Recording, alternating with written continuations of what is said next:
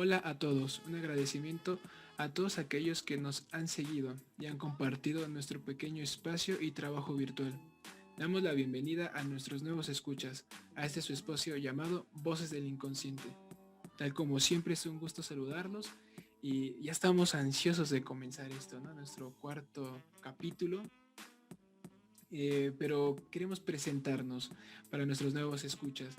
Aquí tenemos presentes a mi compañera Paola Rodríguez. Hola, ¿qué tal? Y a mi compañera Aranza Martínez. ¿Cómo están a todos? Un gusto que nos estén acompañando. Quisiéramos comenzar este episodio haciendo algunas puntualizaciones de los capítulos anteriores. En el primer capítulo hablamos del desarrollo del método con ayuda de un libro de José Pérez. Bueno, en realidad este libro nos ha servido a lo largo de todos los capítulos, ya que nos ayudó a comprender las etapas que se tuvieron que pasar para la constitución del método y la técnica psicoanalítica de Freud, mostrando aquí un punto eje en los planteamientos de interés que nos ayudaron a guiar los siguientes episodios. Este es un ejemplo claro, ya que en el segundo episodio se marcó el énfasis respecto a lo que es la técnica psicoanalítica, la cual incluye concretamente la asociación libre y la atención flotante. Asimismo explicamos en qué consiste cada una de estas.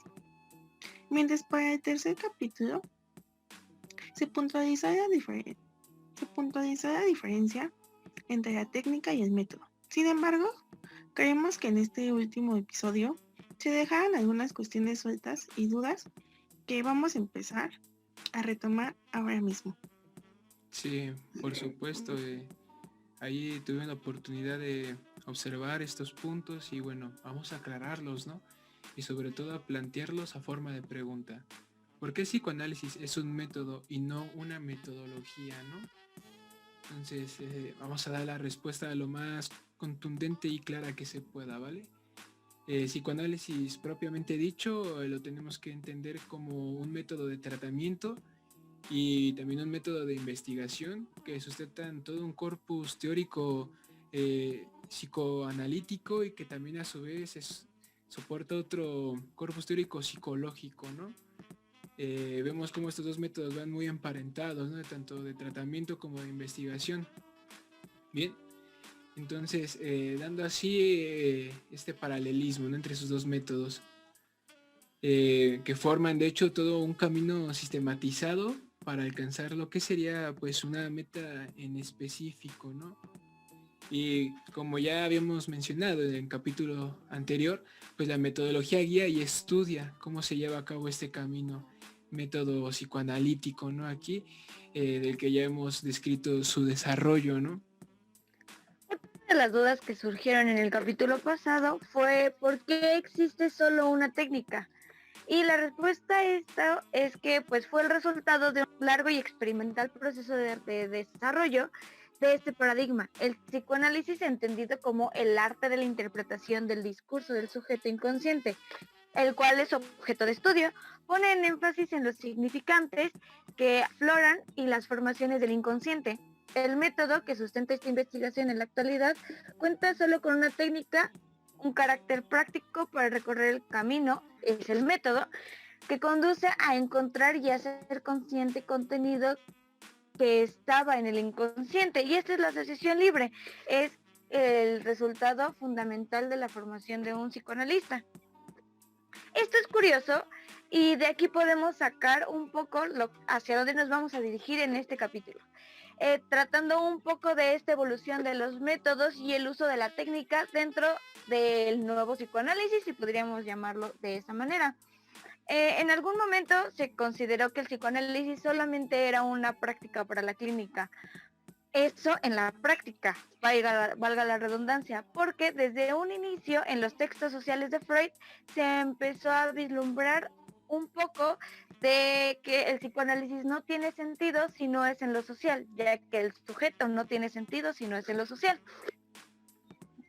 Y aquí entramos un poco al cómo se metió el psicoanálisis en lo social, en la práctica de lo social.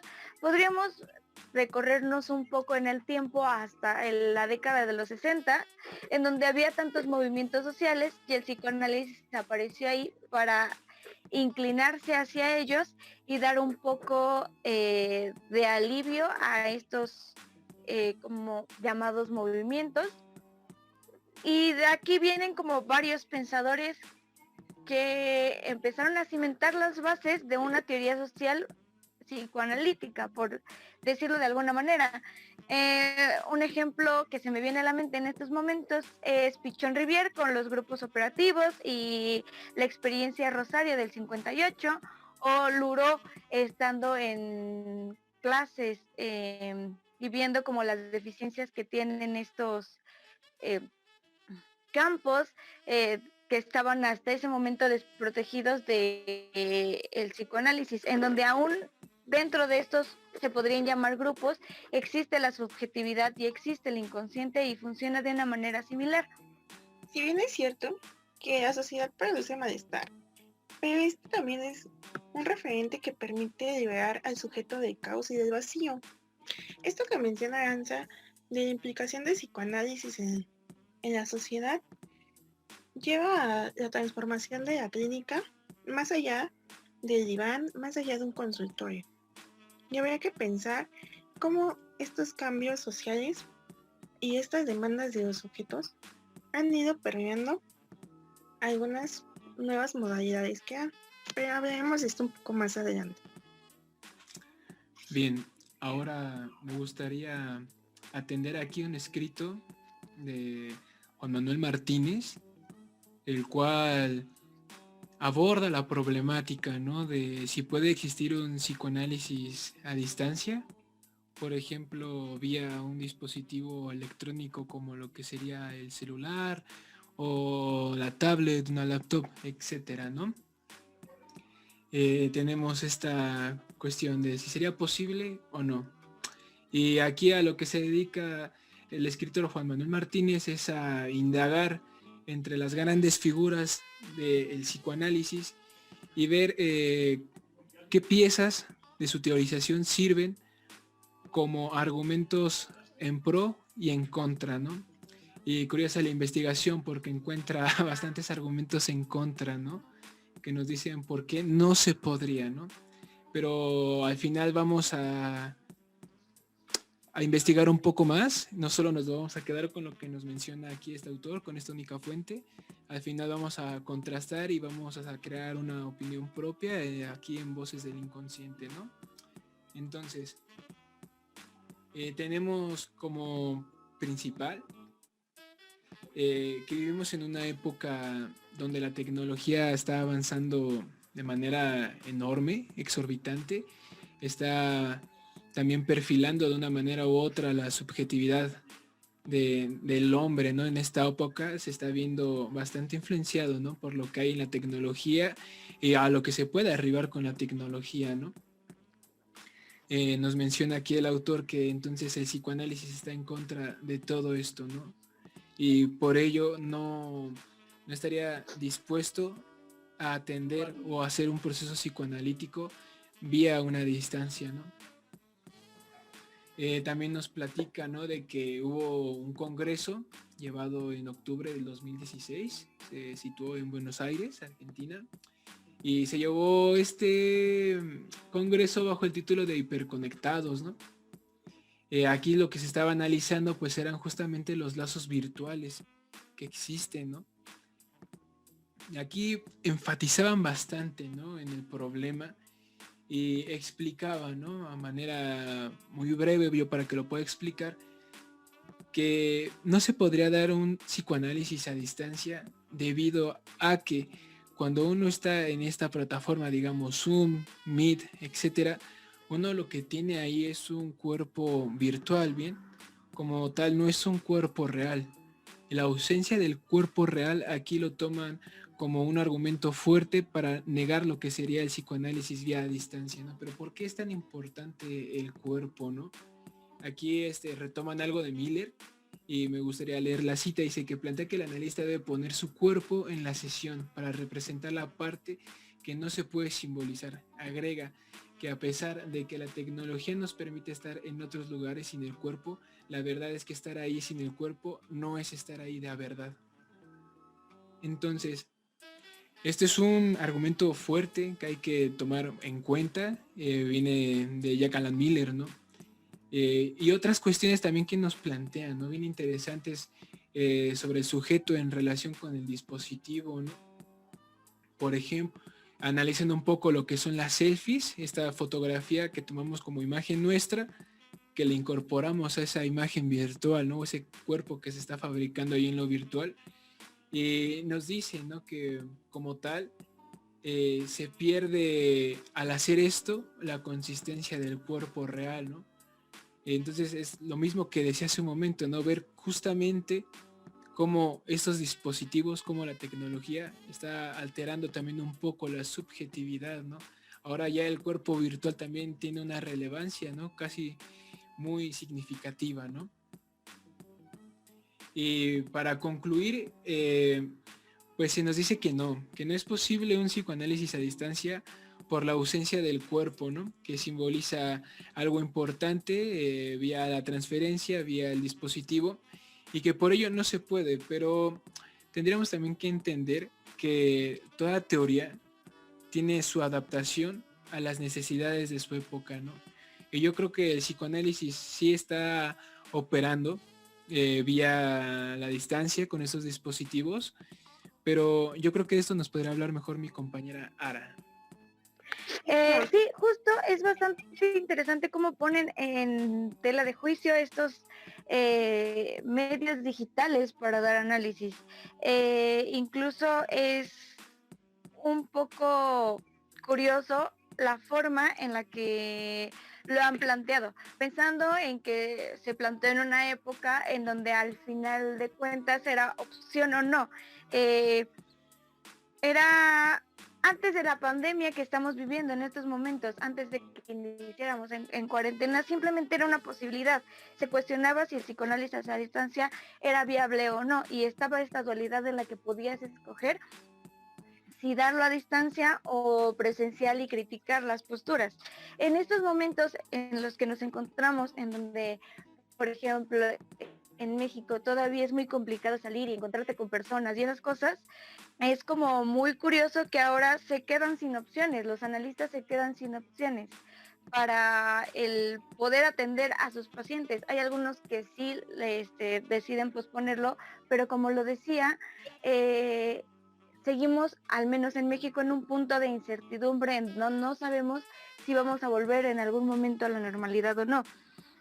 Igual, en el caso de que hablabas del cuerpo y de estas situaciones de que a veces algunos pacientes se sostienen de esto corporal, pues incluso se podría empezar a cuestionar un poco el qué tanto, no sé, funciona o no el cuerpo dentro del análisis. Pensando en que un análisis no es para todas las personas, no todas las personas son aptas como cuestiones, pues también es posible de que un análisis a distancia no sea lo mismo para otras, o sea, no sea apto para todas las personas, así como entrar en psicoanálisis no lo es. Incluso hay personas y hay analistas que, si bien después de las entrevistas preliminares determinan que una persona no es apta para estar acostada en un diván, siguen con la terapia de otra manera, con una orientación psicoanalítica. Hay personas que necesitan el sostén de la mirada, y en ese caso a lo mejor un análisis a distancia también podría servir, porque incluso teniendo la cámara encendida puedes estar sosteniéndole la mirada al paciente. En otros casos, incluso con la cámara apagada, se puede hablar un poco de la función que tiene el diván para que no estés bajo la mirada, por así decirlo, del analizante. No sé, creo que Paola tiene un poco de más ideas sobre esto. Sí, bueno, a mí me gustaría comenzar retomando esta parte que mencionan de la sociedad, pero en la actualidad. Si bien algo que caracteriza esta época son las nuevas formas de vida, y pues estilos de vida que son realmente ya respecto a la tecnología. Ahorita no hay individuo que no esté familiarizado con medios digitales. Entonces también es esta petición y esta demanda de llevar a cabo un ajuste dentro del método de cómo se ve el psicoanálisis. Es interesante de pensar, puesto que vemos que en los primeros escritos de Freud empieza a delimitar lo que es el espacio en donde debería de llevar a cabo un análisis y asimismo pues el lugar donde éste puede ejercer. Y pues algunas escuelas posteriores a Freud y posteriores a Lacan se ven metidos justamente en estos ajustes. Esto que menciona Alex respecto a que si se puede dar vía internet, pues antes de una situación de crisis como la que está pasando ahora el mundo, pues se pensaba que no, o lo más prudente era que no. Sin embargo, ahora Pero que eso es estamos... muy curioso. O sea, ¿por qué se pensaba que no? Si pensándolo de esta manera, haciendo una pequeña crítica hacia lo que está pasando, incluso podríamos pensar que el psicoanálisis empezó siendo a distancia, porque pues muchos dirán que el autoanálisis de Freud ya sí, pero ese autoanálisis, entre comillas, no pudo haber sido sin la correspondencia que tenía Freud con Fliss. Sí, en eso tienes razón. De hecho, bueno, a mí me gustaría ahorita mencionar un texto que es de Domenico Consenza. El título es Jacques Lacan y el problema de la técnica en psicoanálisis, en donde hace una cita muy importante para que demos como una puntualización más precisa. Y es la siguiente. El lugar de análisis se configura como aquel dispositivo artificial puramente simbólico, que no se encuentra de manera natural y que no existiría antes del descubrimiento de Freud, que hace posible una escucha especial de la palabra focalizada en la emergencia del inconsciente en los pliegues del discurso del sujeto. Esto sería interesante, puesto que el psicoanálisis va a trabajar con el sufrimiento. Entonces, en estas condiciones en las que estamos en un estado de confinamiento, ¿cómo sería posible llevar a cabo un proceso analítico si no fuese de esta manera? Entonces son demandas que conforme la situación se tienen que ir transformando, que nos permitan llevar a cabo pues un tipo de intervención o si o si obedecemos a estas posturas que mencionan que no es posible ejercer un análisis, entonces estaríamos hablando de que el psicoanálisis ya no tiene continuidad, o a qué se estaría refiriendo, ¿no? Sí, justo es bien interesante ahí lo que estás mencionando, Pau, porque pues justamente estamos bajo la teoría psicoanalítica, ¿no? Y es bien importante aclarar que no es dogmática, ¿no? Creo que en los capítulos que hemos trabajado el desarrollo del método psicoanalítico vemos que es un proceso dinámico, ¿no? Entonces también uno tendría que atreverse como profesional a ser flexible ante la demanda, como bien lo menciona Paola, en estas circunstancias de crisis tanto sanitaria como económica, pues hay un montón de gente que requiere el apoyo. No podemos ignorar la demanda, no tenemos que ser flexibles y seguir atendiendo, ¿no? Sabemos que hay limitantes, como lo acaba de decir Aranza, pero no son impedimentos para dar la terapia a distancia. Es justo, al final la terapia a distancia menciona, por ejemplo, Alejandra del Ángel en un, se podría llamar igual, fue como un congreso a distancia que se dio el año pasado, me parece, a mediados, en donde Alejandra del Ángel menciona que al final el trabajo a distancia no es generalizable, pero el psicoanálisis en sí no es generalizable. Al final va a haber personas que sí sean candidatos para un análisis, va a haber personas que incluso ni siquiera para un análisis como tal, sino para una psicoterapia breve psicoanalítica, por ejemplo, hablando de un poquito de otras técnicas que también, no, técnicas no, otros métodos de llevar a cabo la técnica del psicoanálisis. Sí, o sea, ha ido evolucionando esto de una forma en la que si bien no se toma al 100% el psicoanálisis, sí una orientación a este. No sé, ahora me gustaría pensar también y hacer la crítica de que si la computadora o el teléfono no simplemente podría servir como un elemento más, como lo es un elemento más del análisis, como lo es el diván, que es simplemente eso, un elemento, y que no es súper necesario en todos los casos. A mí me gustaría retomar esto que mencionas, porque me parece como uno de los ejes importantes que darían sustento al por qué sí podría ser posible o es posible que el psicoanálisis se dé por medios digitales. Y justamente es esto de la psicoterapia breve. Si nos vamos a un contexto histórico, ¿por qué se crea la psicoterapia breve? Esto lo hacen a partir de la escuela del yo, tras las demandas de que mucha gente solicita el análisis.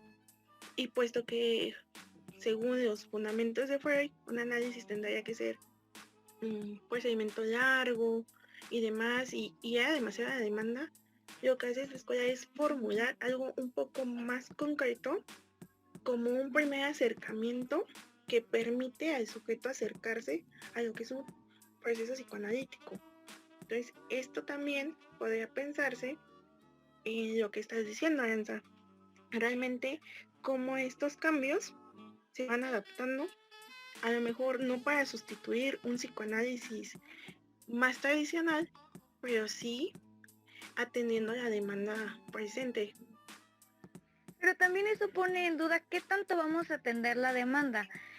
Porque en una sociedad, y no me voy a clavar y no voy a ahondar mucho en esto, porque al final nos daría para hacer un capítulo entero, la sociedad que está inmersa en este modelo económico tan complicado como lo es el capitalismo, y cómo hace que al final, no sé, todo quiera ser de rápido, todo se necesite,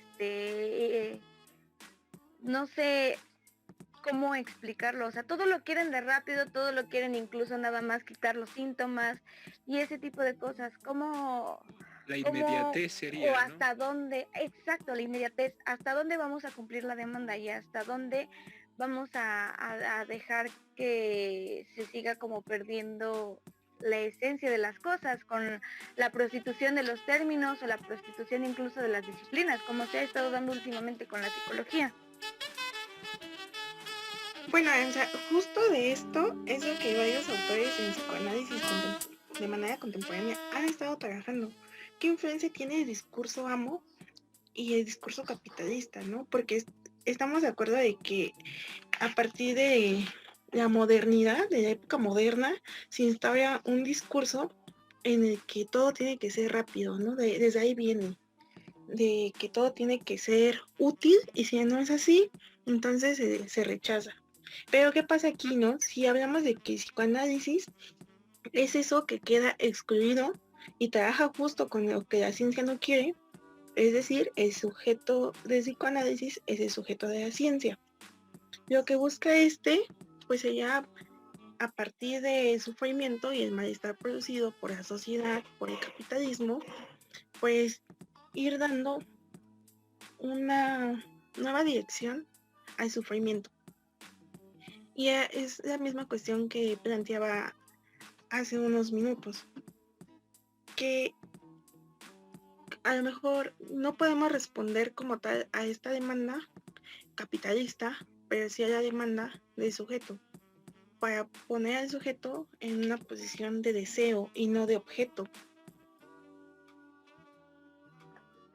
Sí, justo hay muchas cuestiones que todavía queda poner en duda y hay muchas cosas que incluso, insisto, podríamos ocupar un capítulo entero y tal vez lo hagamos sobre hablar del psicoanálisis dentro del capitalismo, dentro de este modelo económico que abarca muchísimo la sociedad actual. También, no sé, quisiera un poco dejar una pregunta al aire, a lo mejor para elaborarla después o incluso para que nuestros escuchas se pregunten si bien, regresando un poco al psicoanálisis a distancia, ¿no creen que si se está cumpliendo la función de un analista, de un... se está dentro de esa función de un analista y un analizante, y está ese lazo transferencial y ese espacio dentro del dispositivo de análisis, el psicoanálisis a distancia no es en sí mismo presencial porque está la función ahí? Claro, pensar un poco más las condiciones que se plantean justo para que se tome como un psicoanálisis. Esto sería importante y hay muchas preguntas que quedan abiertas, como por ejemplo, ¿qué se juega a partir de un análisis por medios digitales? ¿Cómo se interviene en el sujeto las fallas de conexión, los ruidos, estas nuevas formas que van apareciendo y que realmente apenas se están conociendo, ¿no? Yo que Sí, sí, el estar en un Sí, sitio diferente también. ujú, claro, iba a ser todo un temazo de ver cómo se articula la teoría psicoanalítica con otro campo de conocimiento para ver cómo da cuenta, ¿no? Cómo da explicación de todos estos fenómenos, ¿no? que estamos mencionando. Algo bien interesante es de que yo siempre he concebido el psicoanálisis, ¿no? Como esa parte que rescata la subjetividad del sujeto, la escucha, ¿no? Sin prejuicios, sin nada, ¿no? La atención flotante. Eso siempre me ha agradado bastante, ¿no? Porque si analizamos el contexto de la forma de producción en la que vivimos hoy en día, este capitalismo, siento yo que a algo que no alude justamente es a rescatar la subjetividad del sujeto. Creo yo que incluso hasta cierto punto es todo lo contrario, ¿no? Eh, igualar casi a todos los sujetos para que sean fáciles de conducir, ¿no? Pero creo yo que el psicoanálisis da esta escucha, sería interesante ver qué tanto puede cambiar esta escucha vía a distancia, ¿no? Con los dispositivos. Y de ahí vienen muchísimas preguntas que podríamos extendernos, pero yo creo que, o sea, sería demasiada y demasiada información también para nuestros escuchas. ¿Qué les parece si concluimos aquí y a lo mejor poder seguir en un siguiente episodio hablando de este tipo de temas? No sé qué les parece. Eso sería maravilloso. Sí, sí, sí. bueno, me despido sin antes decir una cita de Lacan. Menciona que un psicoanalista debe estar a la altura de poder responder al malestar de la cultura de su época. Nos vemos en un siguiente episodio. Hasta luego. Ella fue Paola Rodríguez, Alexander Núñez y yo, Aranza Martínez. Nos vemos en el siguiente episodio de Voces del Inconsciente. Gracias.